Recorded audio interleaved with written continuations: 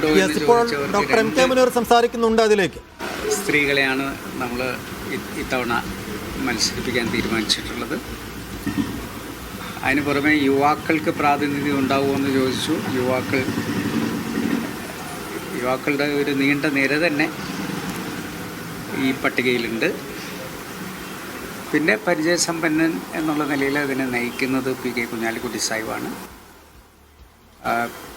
വിവിധ മേഖലകളിൽ പ്രാവീണ്യം തെളിയിച്ചിട്ടുള്ള ആളുകൾ, കഴിഞ്ഞ നിയമസഭയിൽ നന്നായി പെർഫോം ചെയ്ത ആളുകൾ എല്ലാവരും ഉൾക്കൊള്ളുന്ന ഒരു നല്ല ലിസ്റ്റാണ് മുസ്ലിം ലീഗിൻ്റെ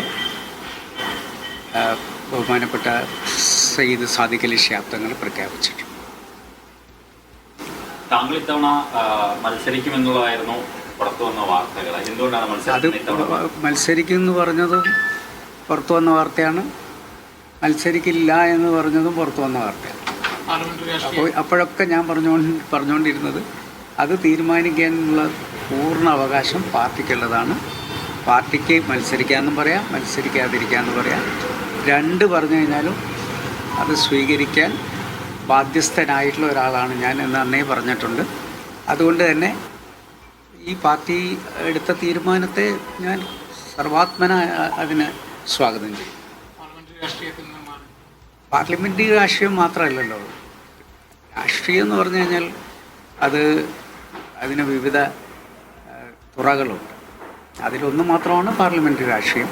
ഞാൻ കഴിഞ്ഞ കുറേ വർഷങ്ങളായി, ഏകദേശം 30 വർഷമായി ഞാൻ പാർലമെൻ്ററി രാഷ്ട്രീയത്തിൽ നിയമസഭയ്ക്കകത്തുണ്ട്. അതൊരു നീണ്ട കാലമാണല്ലോ. 2 തവണ മന്ത്രിയായിട്ടുണ്ട്. അപ്പോൾ പാർട്ടി എനിക്ക് തന്ന അംഗീകാരമുണ്ട്.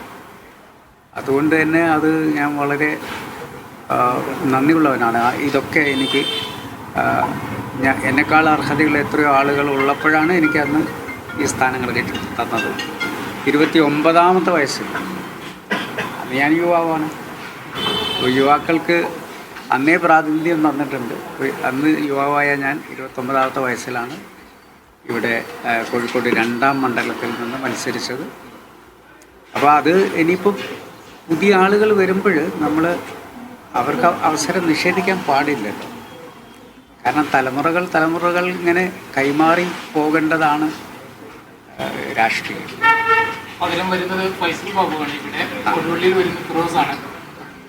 അതൊക്കെ പിന്നെ യുവാക്കളാണ്. മാത്രമല്ല അവരൊക്കെ ഫൈസൽ ബാബു എന്ന് പറയുന്നത് ദേശീയ രാഷ്ട്രീയത്തിൽ വെട്ടിത്തിളങ്ങിയിട്ടുള്ള ഒരു ആളാണ്.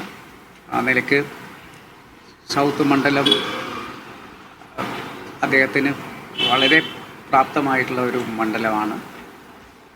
മാത്രമല്ല അവിടെ മത്സരിച്ച് 3 തവണ ജയിച്ച ആളെന്നുള്ള നിലയ്ക്ക് ഫൈസൽ ബാബുവിനെ ജയിപ്പിക്കേണ്ട ഉത്തരവാദിത്വം കൂടി എനിക്കുണ്ട്.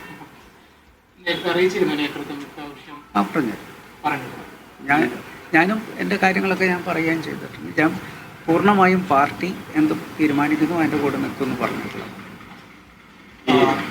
ഇലക്ഷന് മുന്നേ, അതായത് ഈ പ്രഖ്യാപനത്തിന് മുന്നേ തന്നെ ഈ സൈബർ ഇടങ്ങളിൽ വലിയ രീതിയിൽ താങ്കൾക്ക് ആരോഗ്യ പ്രശ്നങ്ങളുണ്ട് എന്നൊക്കെ ചൂണ്ടിക്കാണിച്ച് വലിയ രീതിയിലുള്ള ഒരു സൈബർ ആക്രമണം നടന്നിട്ടുണ്ട്. അത് താങ്കളുടെ ശ്രദ്ധയിൽപ്പെട്ടിട്ടുണ്ട് എന്നാണ് മനസ്സിലാക്കുന്നത്. അതിനെ എങ്ങനെയാണ് നോക്കിക്കാണുന്നത്? അത് ഇത്തരം ചർച്ചകൾക്ക് ആക്കം കൂട്ടിയോ? അതൊന്നും ഇത് പാർട്ടിയുടെ തീരുമാനം തമ്മിൽ ബന്ധമൊന്നുമില്ല. സൈബർ ഇടങ്ങളിൽ ഇപ്പം എനിക്ക് എതിരെ മാത്രമൊന്നുമല്ല, ഒരുവിധ എല്ലാ ആളുകൾക്കെതിരെയും സൈബർ ആക്രമണം വന്നിട്ടുണ്ട്. ഇപ്പോൾ വി ഡി സതീശനൊക്കെ കിട്ടിക്കൊണ്ടിരിക്കുന്ന ഇപ്പോൾ പുതിയ ഒരു പ്രയോഗം, അദ്ദേഹം നുണയൻ എന്ന് പറയുന്ന ഒരു പ്രയോഗമൊക്കെ എത്ര ഒരു അപമാനിക്കലാണ് സൈബർ ഇടങ്ങളിൽ നടക്കുന്നത്.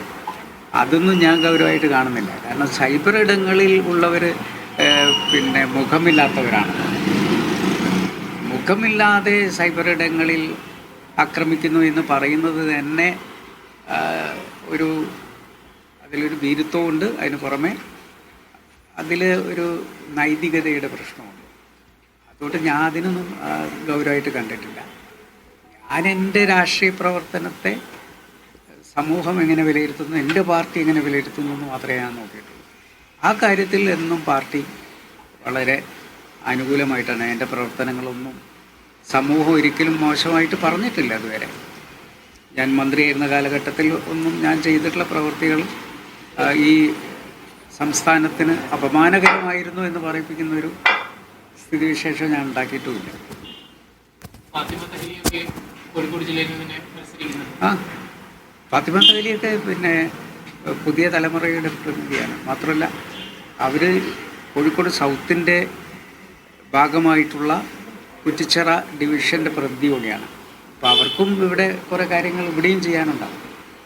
പ്രചാരണ രംഗത്തൊക്കെ സജീവമായിട്ടുണ്ട്. അപ്പോൾ പ്രചാരണ രംഗത്തൊക്കെ സജീവമായിട്ടുണ്ടാവും. എന്നാൽ കഴിയുന്ന രീതിയിലുള്ള പ്രചരണങ്ങൾക്കൊക്കെ ഞാൻ പോകും.